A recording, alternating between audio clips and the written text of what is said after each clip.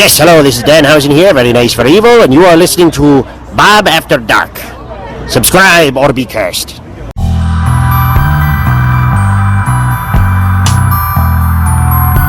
From Mothman and Nessie to the spirit that haunts your home, welcome to Bob After Dark, a podcast about legends, lore, and the supernatural. So turn your lights down and your volume up and enjoy your trip to the shadows.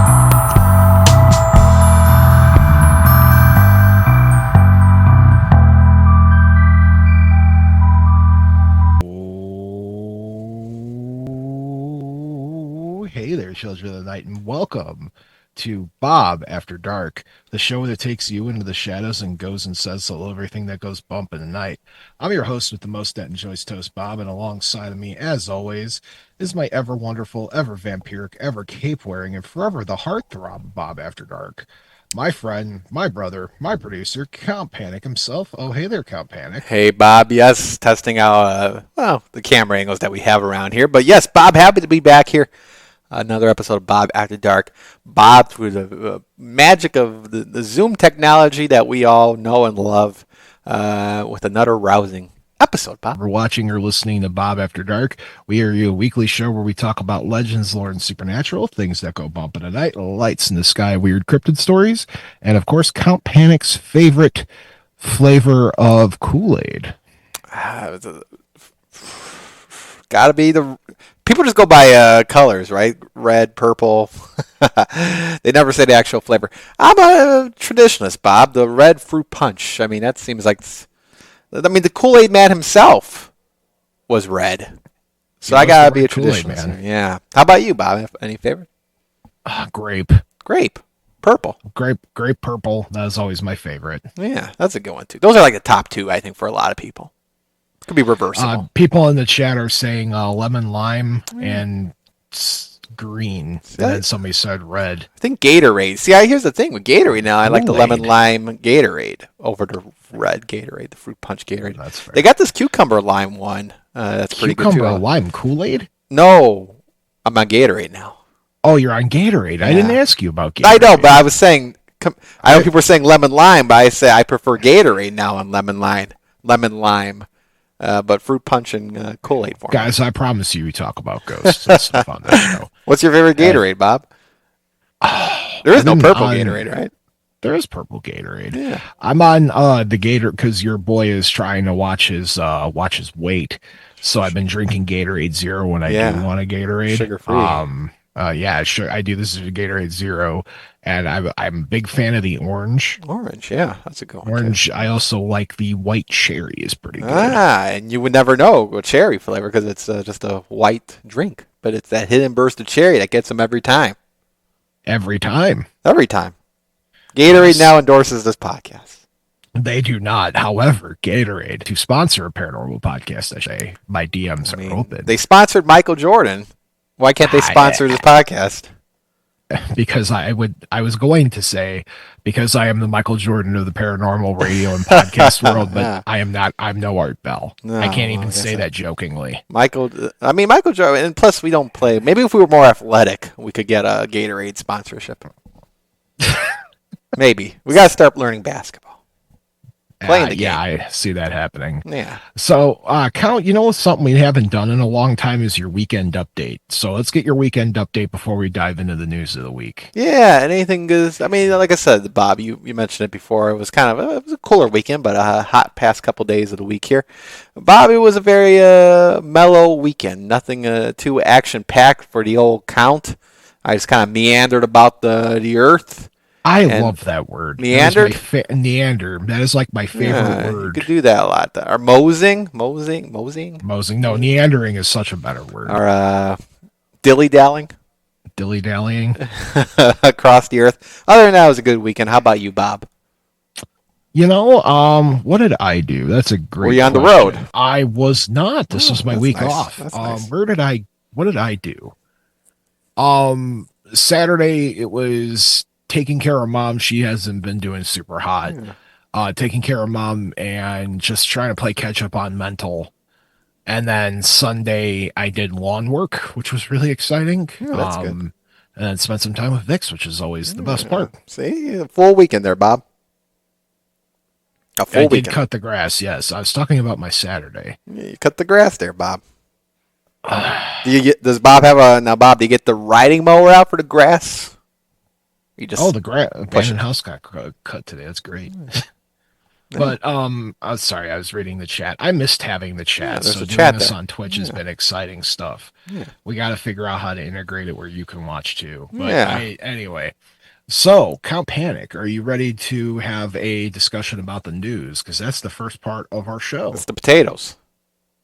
Bad lawn services, yes. Potatoes, yes. This is the potatoes of the episode. The meat is the lore of the week, but every week we look at news articles that you, the fans, and me, the Bob, go scouring the internet for of anything unusual, high strangeness cases, pictures of ghosts, celebrity paranormal sightings, weird advances that borderline on science fiction.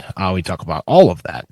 And our first one's actually not as much of a news story as it is just looking at information. So I did some research on the Geographic Database of Bigfoot Sightings and Reports, which is BFRO. It's like they're like their group for Sasquatching, right? Yeah. And I was doing some research, and so I don't know if this is breaking news on me or what. It's not really breaking news because I read this from an AM radio station, but I went and looked at it for myself. Is the states with the most Bigfoot sightings, and you would be surprised what snuck in at number 3 or 4. What was number 3 or 4? Would you like me to tell you the number 1 and 2? Yeah. Can you take a guess? Number 1 state with the most Bigfoot sightings according to BFRO. Remember we just had a story, too, of a state that made their national cryptid. I forget the state. California, yeah. California is the biggest state. I'm going to go California. You were close. Washington. Oh, Washington. With 726 sightings, with the latest being this year, May of 2025. Okay. The second is California with 463. Okay. That's close. Yes. And then coming in at number 3 is Ohio at 327. Oh, wow. We're not far. And We're then kind of- Illinois Really? is the one. Yep. Illinois snuck in at 304 sightings, latest being October 2024. Are we talking about like the Chicagoland area, Bob? Are there Bigfoot in The whole Chicago? state here. So if you're asking about Chicago. How many Bigfoots are By the seen in way, there's Chicago? no Bigfoot sightings. I looked in Lake County, Indiana. There's been nothing reported Wow. to BFRO. Well, there was the one in the 1970s in Gibson Woods there in Hessville, Indiana, neighborhood of Hammond, Indiana. But other than that, yeah, I don't hear too much Bigfoot action. But we are right on the border of Illinois. Cook County had 16 sightings. So the closest is Cook County then. We can go to Cook County. Palos Park, Glenwood Woods, Bedford Park, the Cook County Forest Preserve, Midlothian, which is right out by Bachelor's Grove Cemetery, Plum Creek Play Meadow, I don't know where that is, Matson, north of Matson, that's south of the city of Chicago, Orland Grove, don't know where that's at, a Sasquatch footprint found at Bachelor's Grove Cemetery. I wonder if Jack knows about that one. I have to remind me to text Jack and let him know. Gotta let him know. He's probably out there right now. We have to do a new segment where we call Jack every week and get the paranormal opinion, but we're not going to actually tell him we're doing it. So this is what I'm going to do. I'm going to text you over his number and you're going to call Jack live on air and we're going to tell him this fact. Okay. All right, let me text you over his number. This is completely live, and this is something I just came with off the top of my head because I just really want to bother Jack for a moment. Let me get back to you. All right, and okay, so I need you to call that number. Okay, let's see here. I got the number right now. I won't say it on the air. Don't do it. Don't do it. Don't say it on air. It's been so long since I dialed out, so let's see if I can still remember how to do this. Will he answer a weird number, though?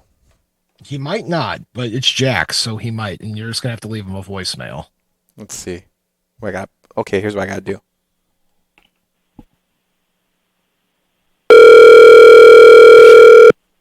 It's ringing.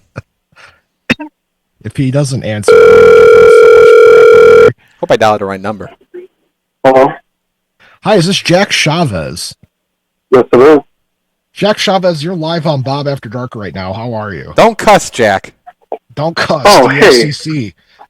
What's going I was thinking about you because Cal Panic asked about Bigfoot sightings because that was our first article. Is that Illinois has now moved up to the fourth most, according to BFRO, they are the fourth most biggest state with the most sightings, and 18 of those sightings are in Cook County. I found a Class B piece of evidence I thought you would find interesting if you didn't know that. No, where is it coming from? There's two sightings. On September 2011, there was a Bigfoot print found in Bachelor's Grove Cemetery. And same thing in November 2010, people believe they saw a Bigfoot footprint in Bachelor's Grove Cemetery. I didn't know if you were aware of that. I wasn't aware of the footprints. I am aware of alleged encounters with Bigfoot in Bachelor's Grove Cemetery. There were two ghost hunters that were in Bachelor's Grove, and they were, they were ghost hunting, but they were saying that they were being pelted by a bunch of rocks and debris from the woods, and they quickly were like, this doesn't seem like ghost activity. This is very deliberate. This is very, it's happening right in front of us. Because at first they were like, oh, well, maybe this is poltergeist, but they're like, no, this isn't poltergeist. And then they heard even rustling in the woods nearby, so they called they called Stan Courtney, who runs the big Bigfoot website, and he eventually met up with them a couple days later, and they found Bigfoot habitats in the woods. No kidding. Well, I'm Yeah. glad you were able to shed some light on that because this is my first time hearing about it, and I got to teach you something that there were footprints found. So now I got to add to your list of interest, and you got to educate the fans a little bit. Yeah, absolutely. Yeah, there's people are not really aware of those sightings in Bachelor's Grove, but they're definitely there. And when I first heard about them, I was really excited about it. So yeah, Bigfoot. Don't be surprised that Bigfoot is in the Chicagoland area.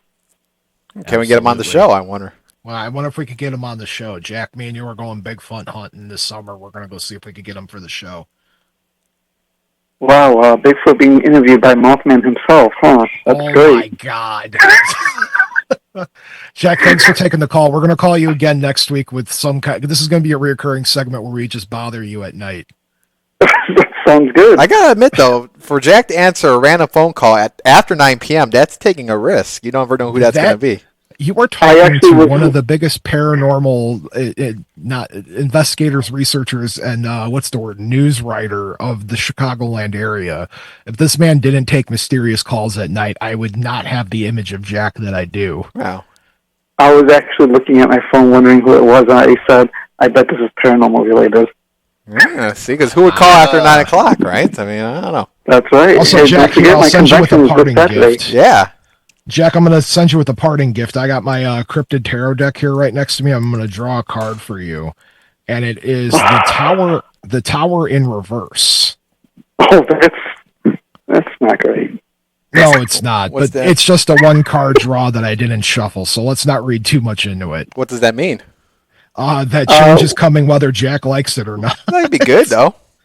No. Well, hopefully those changes start with my convention this Saturday, so we'll see. Yep. Publicize it. Plug it. Yep. Is it happening this weekend?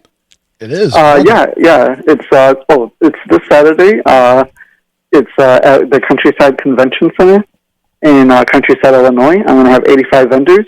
It's just a $1 entrance fee, 4 presentations. There'll be food there. It's going to be a great time.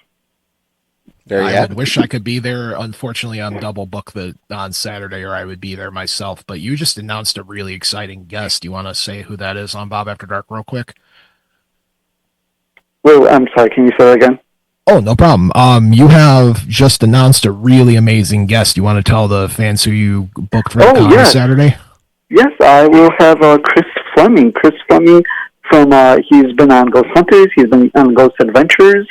Spooked Ireland, Spooked the show Spooked Scotland as well. Yeah, Chris Fleming has been everywhere on the show Dead Famous, Psychic Kids, and he will be at the convention with us. That's amazing. So, guys, check that out. Jack, where can people find more information about the con? Yeah, I run the Facebook group Paranormal Chicago, and if you go there and go to the featured button, you'll see the convention right there. Excellent. All right, guys, check out Jack's conference, and Jack, I'll call you next week. We'll see how the con did. Okay. Sounds good. Take care, guys. Take care. Right. Thank you so much for that. Here, Jack. Hey. All right. Guys, I love Jack. He's one of my favorite people that do research on the paranormal, because Jack isn't just an investigator. The dude is like a legit, he's a reporter. This man goes out and gets, he interviews people about things that he's never even investigated on. That's how he's incredibly clever. So very honored that he picked up the phone for us. Yeah. Right after 9 o'clock. All right. You're right. So anyway, Count Panic, I just figured that was our interesting first story. So thanks to Bfro for telling us that Illinois is now the 4th largest Bigfoot sighting state. Yeah. How about that? Absolutely. Yeah. Okay. You ready to move on to our next story? Sure. Yeah. From the Mountain Statesman, written by Nikki Skinner and Taylor County editor, the Grafton Monster Festival returns to celebrate West Virginia's legendary cryptid with movies, music, and mountain monsters. Downtown Grafton is gearing up for a monstrously fun weekend at the 2025 Grafton Monster Festival, June 13th and 14th. Unfortunately, I will not be there, but bringing cryptid culture, live entertainment, family-friend activities, and taste of the Appalachian folklore to the heart of Taylor County. We haven't talked about the Grafton Monster yet on this show. Hint, hint, wink, wink, maybe for next week. Now, in its second year, the festival honors a legendary local tale that began in 1964 when journalist Robert Cockrell reported a chilling encounter on a riverside drive with a massive headless creature, a story that has fascinated cryptid enthusiasts for generations. This event since has evolved into a full-scale celebration of unexplained phenomena and small-town spirit. Admission for the festival is free and includes a lineup of film screenings, speaker series, vendor showcases, contests, and kids' activities. Festival goers can enjoy a screening of Harry and the Hendersons. I don't know why that's so funny to me. I know you like that movie, don't you? Yeah, hey, it's based on a true story. Yeah. I think it was documentary. There's a cosplay contest, a showing of Cry of the Wilderness, a cryptid and creatures expedition will also be at the public to no cost. A major highlight is Friday night's concert, June 13th, the St. Augustine Social Center. The evening kicks off with Matt Hartfield at 9:30, followed by Captain Catfish. Captain Catfish, Feesh, a Morgantown-based band described as Appalachia alternative and hillbilly crypto punk. What? Remind me to look up Captain Catfish. Captain Catfish? Feesh. Shout out to them. I love Appalachian alternative and hillbilly crypto punk. That is something. At 10 p.m., Clarkburg's own Devil Pill will close the night with a hard rock metal set, and 11 p.m. concerts are $10. VIP meet and greet dinner also at the St. Augustine Social Center gives chance to fans to meet Jeff Headley and William McQuillan from TV's Mountain Monsters. I can't say that. As well as speakers Les Odell. These are all colleagues, all good people. Tony Breeden, Mark Muncy, Noah Winkler, Dr. J.L. Tomlin, Daniel Reed, Kenny Biddle, Erica Lance, Greg Popovich, and Charles Mishaw. Admission is $30 for 2 tickets for $50 with $5 extra. For access to the evening's music performances. Family-focused events will take place throughout both days. Gallery 62 West will be feature a drawing contest, cryptid theme, watercoloring, painting, and story time with our friend Mothboy Mike. At the B&O station, children can enjoy the sidewalk chalk art and a Nerf shooting gallery hosted by the Boy Scout Troop 9. Wow, how about that? Greg Popovich, the coach of the Spurs? Maybe he's a paranormal guy. I don't know. I probably different Greg Popovich, right? Yeah, I mean, he's from East Chicago too, so I don't know. Maybe He's retired Although- now, so maybe he's traveling the paranormal circuit. Who knows? Who knows? Other attractions include cryptid cornhole at Taylor County Courthouse and a 40-foot inflatable obstacle course on Boyd Street, sponsored by the Taylor County Commission. More than 60 vendors will be on site, including Appalachian Ghost Girls, Miss Trixley's Quilty Pleasures, Cryptid Mysteries, Main Corpse Podcast, and a variety of regional artisans, food vendors, and small businesses. Organizers say that the event has quickly become a signature festival for the city and a chance to celebrate Grafton's unique place in West Virginia folklore. The Grafton Monster Festival Incorporated is a registered 501c3 nonprofit. Full event details, ticket information, and vendor listings can be found on the Grafton Monster Facebook page. Whether you're a believer, skeptic, or simply in town for a weekend of fun in the Mountain State, the Grafton Monster Festival offers something for everyone and maybe a few surprises lurking in the shadows. That sounds like it would be a really cool time. I would go and surprise Mothboy Mike just going to his kids' reading. He had just published a couple kids' books, like Mothman Teaches You ABCs. Mm-hmm. So shout out to him. That's really cool stuff. Yeah, no, it sounds like a great event there, Bob. Hashtag Panics Take. A lot of heavy hitters there, a lot of big names. If you're a fan of the paranormal, you probably want to trek on down there, don't you? I would say buy tickets today. Buy tickets today. What's that? I would say buy tickets today. Oh, 100%. Yeah. Well, admission's free. Unless you want to go catch the bands. There you go. Just meander down there, and they'll let you in. Greg Popovich will let you in. Somebody will let you in. There is a paranormal Greg Popovich as well. I had to check that out. All right. Our last news story comes to us from Ava Boldazar. This was actually sent in from a friend of the show, Desmond. We love Desmond, sends in lots of good stories. So this is horror museum featuring haunted objects, last meal restaurant coming to Ohio. This is Gallion, Galion, Ohio. A horror museum featured haunted objects in a restaurant serving the last meals of infamous killers will soon open in Ohio. The museum, opening up at 227 Harding Way East in Gallion, will feature human bones, taxidermy, Ouija boards, haunted items, and true crime artifacts. The new establishment is owned by Nate Thompson, who founded the Michigan Museum of Horror. We just try to create an immersive experience for everyone, dealing in both the real-life aspects of horror and the fictional side of horror, Thompson said. The Gallion building, construction in the year 1900, has a haunted history, according to Thompson. He plans on offering ghost tours and other events once open. It definitely fits the vibe, Thompson said. When you go and look at a place, they even know what you're doing yet, and one of the first things they tell you is, hey, this is haunted. You know, you're in the right place. The establishment will also feature a restaurant called The Last Meal, with a menu consisting of the final dishes eaten by infamous criminals on death row, along with serial killer-themed beverages. For example, Thompson said serial killer John Wayne Gacy's last meal will be on the menu, consisting of fried chicken, shrimp, strawberries, and french fries. With death row inmates have known to request large last meals, the restaurant will adjust the sizes to personal portions. Orders will be served on a prison-style platter, Thompson said.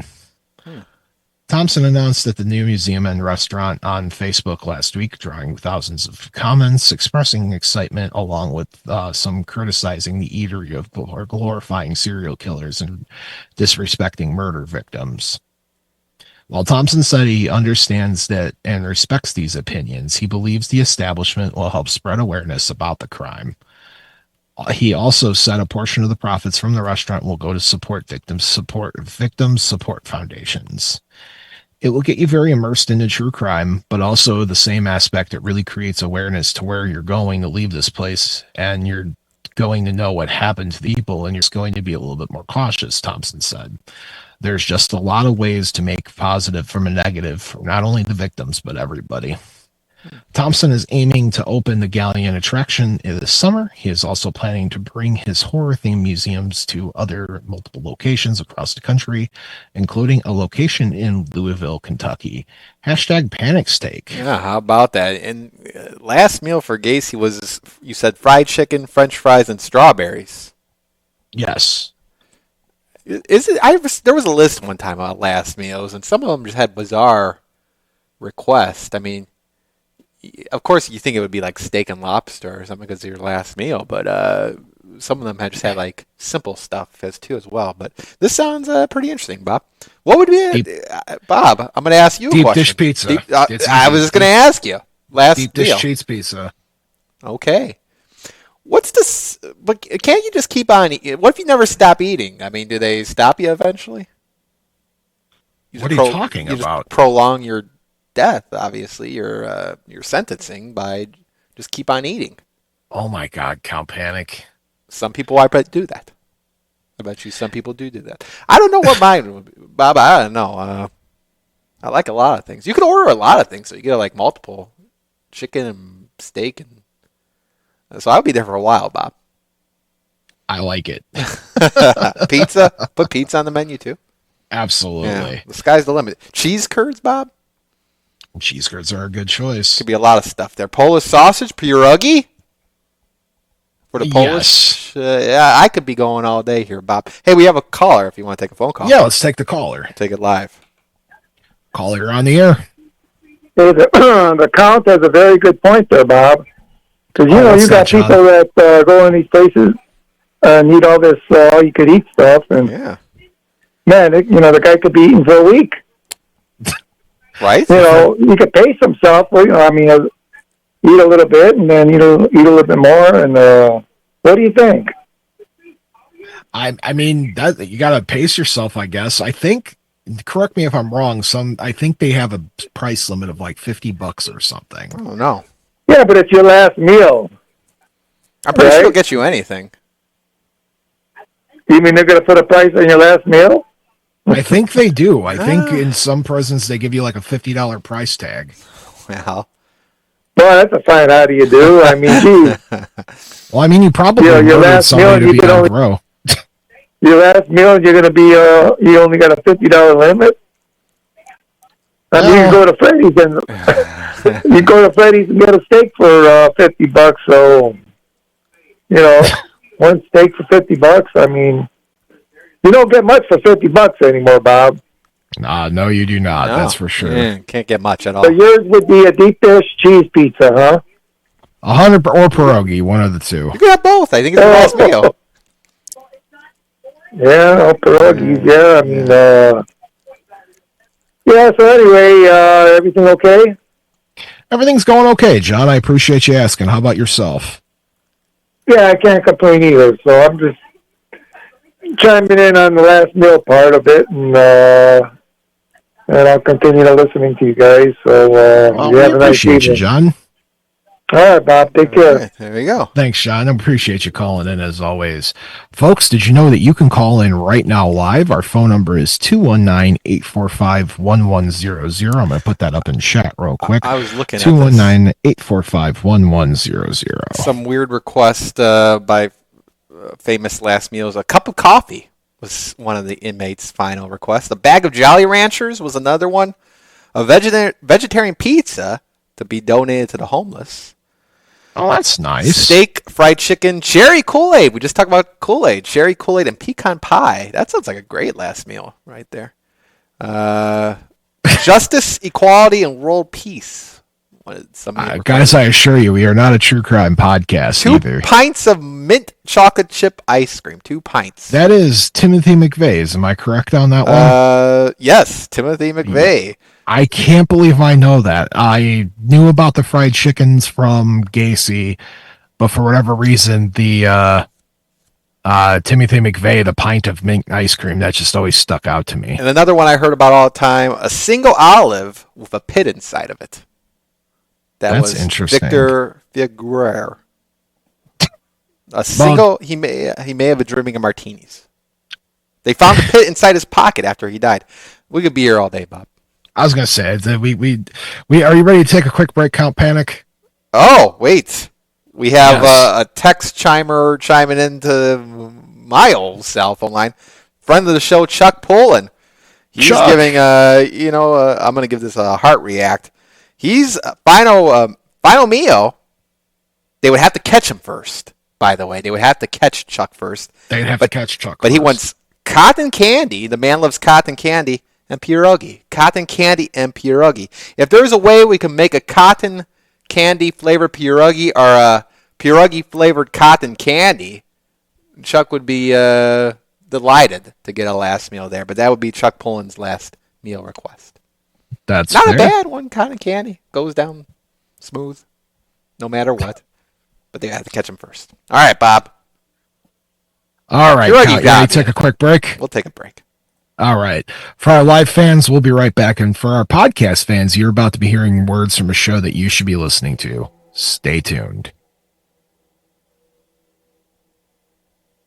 And we're back. Oh, hey there, Count. Oh, hey, Bob. What'd you do during break? During the break, Bob, I was still thinking about my final meal. Trying to picture that perfect final meal. I still can't get it right, Bob. You know what I did? I enrolled in cooking classes at the Cordon Bleu. So you could cook your final meal. Yes, so I could be a better cook, because apparently I am a terrible cook. Are you a terrible cook? Who's complaining? You'd be surprised. Well, you don't have your own restaurant, so, I mean, what No, does it care? if I did, it would it'd just be mac and cheese and grilled cheese. That's it. What's that? What school, Vic doesn't chat me, yeah. what school are you going to? Cordon Bleu. Cordon Bob. Cordon Bob. Yes. You blob. complain, yes. Yeah, people complain. About the West African vampires. Relatives. These are, in my opinion, one of the most terrifying vampire-esque story I've ever come across. Really? From West Africa, the Sasabonsam, or the Asabonsam, Sasabonsam. Now, folks, you know me, I'm not a native speaker of the people of the Akron people. I don't speak their language, so I apologize if I mispronounced something. Not my intention. But I have a really good article here from Atlas Obscura I'm going to read from Nicole Zeichman. So I'm going to read this to you guys. In West Africa, there's a story of a hunter. And this hunter is famous among the Akan people, A-K-A-N. You can find them in Ghana a lot. He had come from a long story lineage and knew of the rules of the land. He knew when he could hunt, when he could not, and where he could hunt, and where he could not. But one day, for reasons unknown, he resolved to flout these traditional rules and pursue a kill on a day when humans were forbidden to enter the forest. As he tracked his prey deeper into the woods, he noticed that his sense of time and space began to warp. The forest, which had become so familiar to him, transformed into a labyrinth, and not the kind with Jim Henson. Disorientated and afraid, he tried to navigate his way out, but then the vision started. A bizarre monster threw him from tree to tree, only to vanish upon his approach. Confused and exhausted, the hunter fell into a deep sleep. When he awoke, he made his way out of the forest and back to the village, where he learned he had been missing for days. Where had he been? What had he been doing, they asked. Even if he had answers, he could not offer them, as he had lost the ability to speak. Many believed that his life had only was spared as a warning, and the village understood what happened.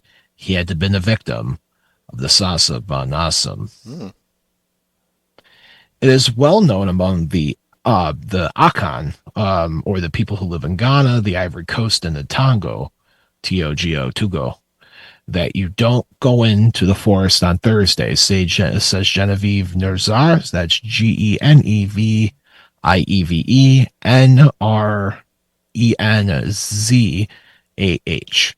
a research fellow at the University of Ghana's Institute of African Studies.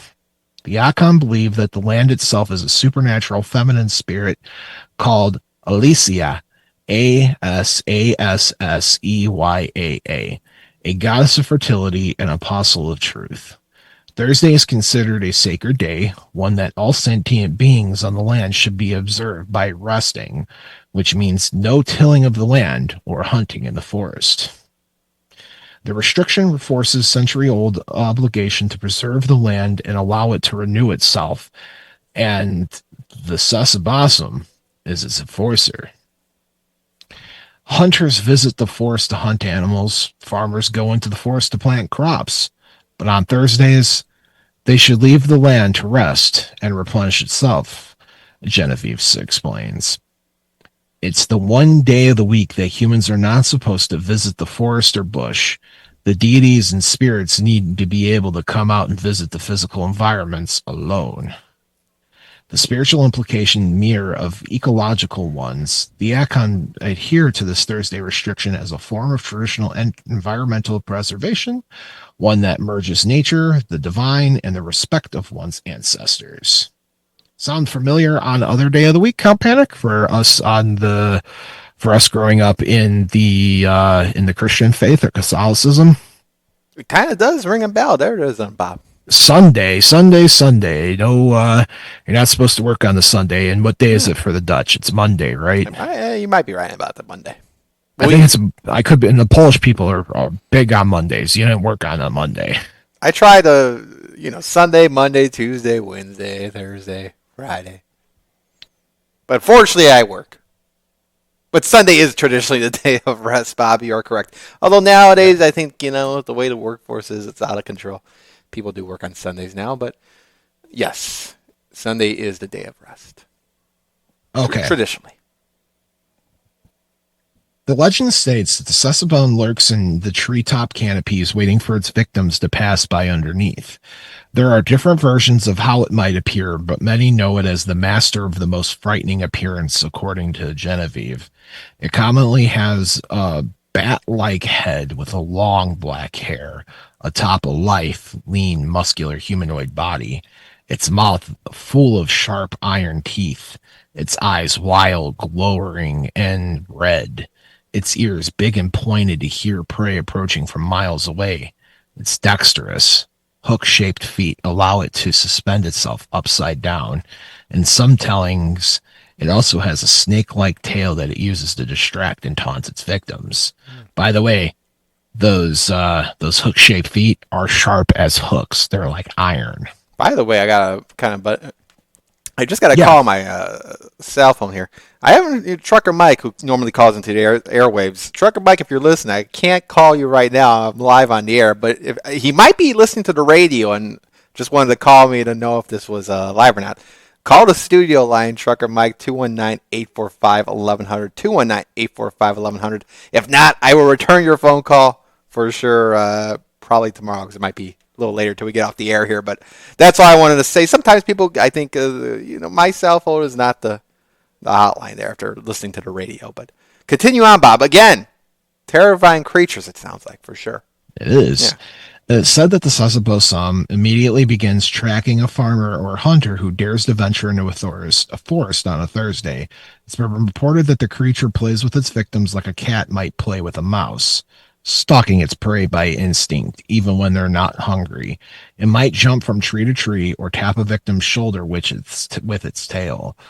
Once the Sasabonsam had its fill of taunting, it will stretch down to the forest floor and snatch up its prey, biting its neck, draining of its blood, and gorging its flesh and bone. The stories and legends of the creature are used to educate and socialize people, Genevieve says, something she has honored in her own life. The same stories I heard as a kid are the same stories I tell my children. They are cautionary tales carrying moral lessons about the necessity to respect the land. Though terrifying, these beliefs help anchor Akon culture and ensure its passing from generations to generation. And when the colonial lines were drawn in between Ghana and the Ivory Coast and Togo, dividing the range of Akon, its traditional belief systems that tied them across arbitrary barriers. This isn't to say the legend of the Sasabon hasn't evolved. A substantial shift in the narrative, meaning it occurred in the 20th century when Christianity brought about new popularization and weaponization of the monster. When Christians came, determined to spread the gospel, they looked around and they couldn't find the devil.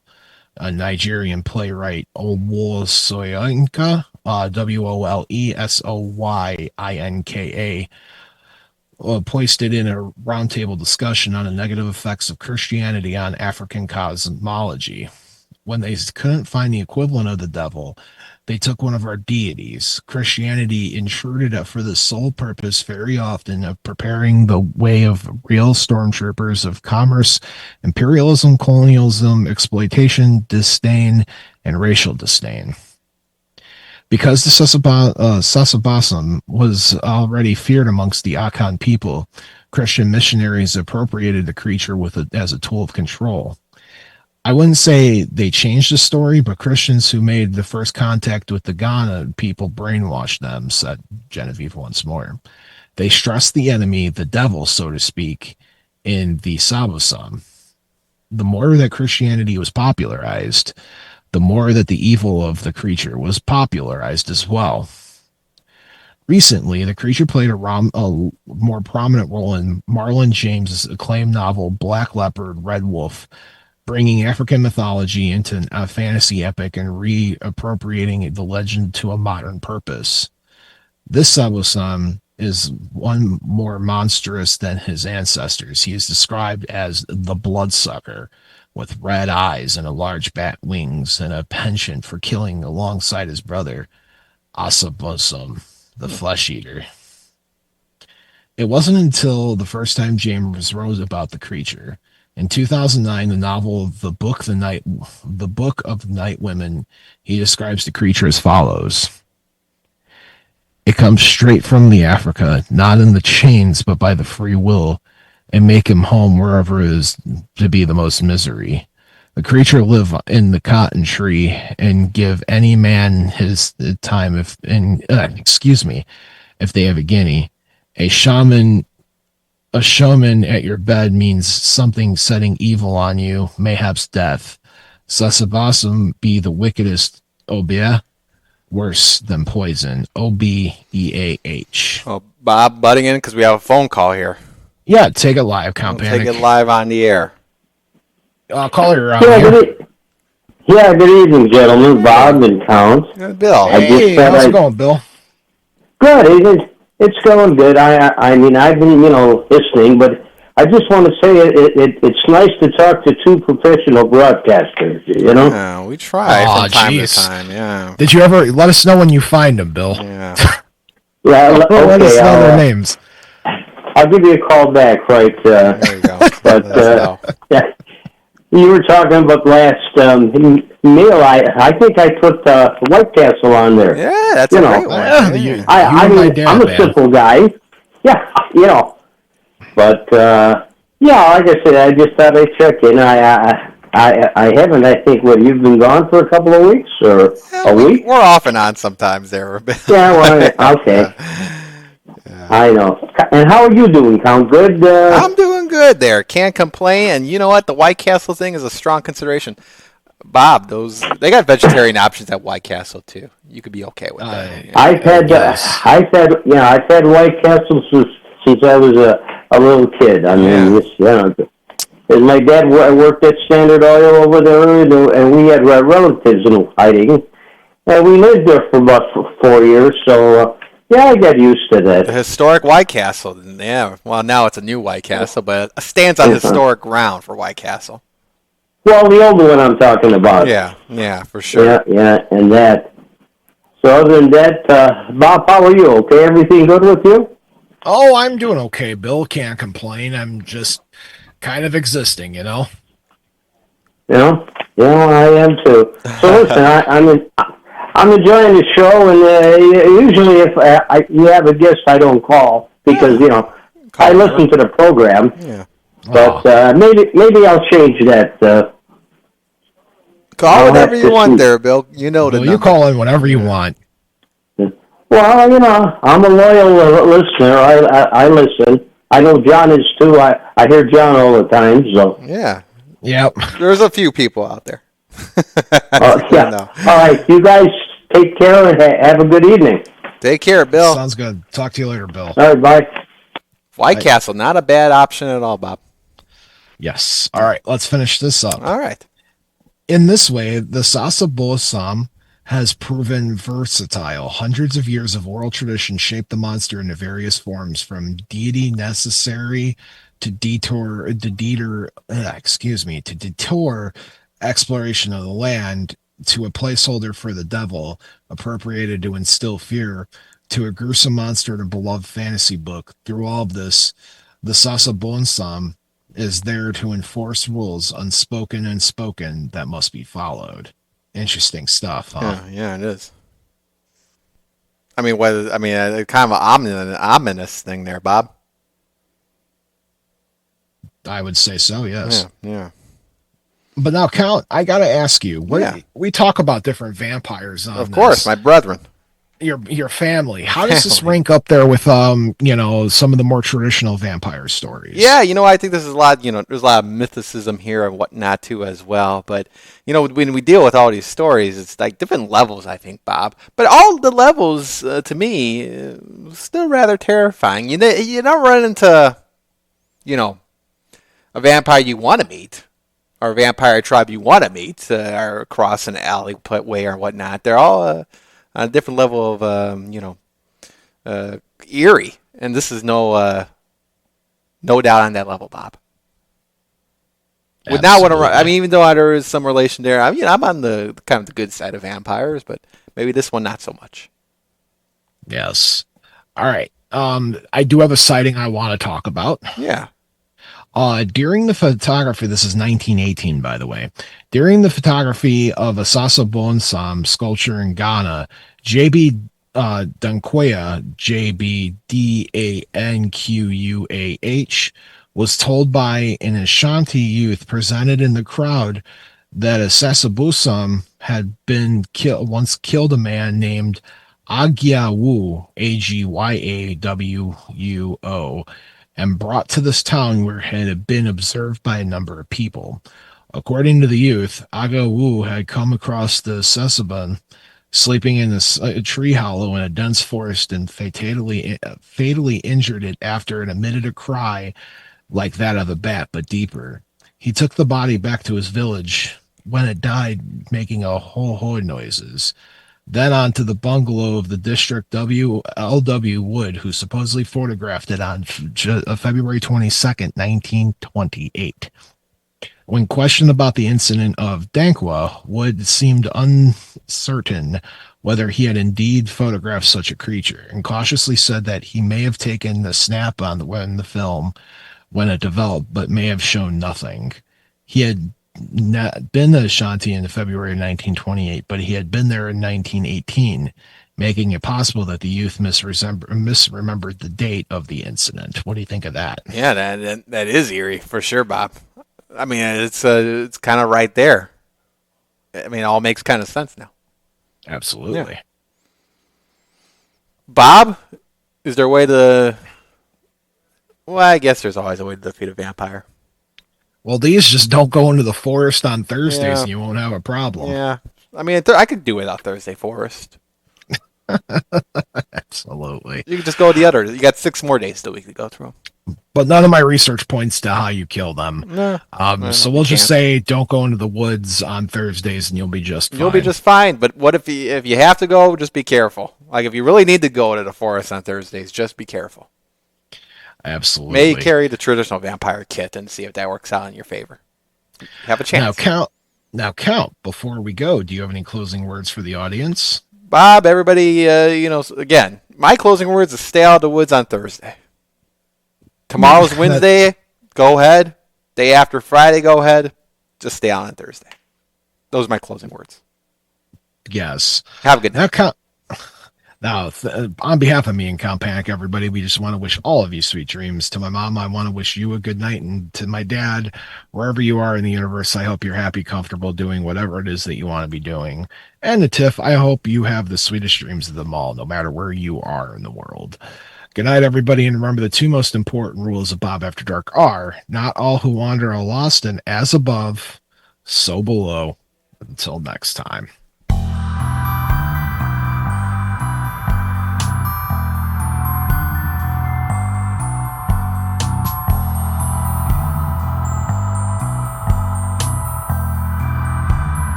Memoriam Development.